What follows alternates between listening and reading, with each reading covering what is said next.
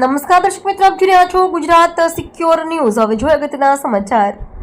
અમરેલીના જાફરાબાદ શહેર સહિત ગ્રામ્ય વિસ્તારોમાં કમોસમી વરસાદ। જાફરાબાદના ગ્રામ્ય વિસ્તારમાં વડેરા, કડિયાણી, વાંઢ, મિતિયાળા, લુણસાપુર, લોટપુર, ધોળાદ્રી, દુધાળા, હેમાળ સહિત તાલુકાના તમામ ગ્રામ્ય વિસ્તારોમાં કમોસમી માવઠાનો વરસાદ।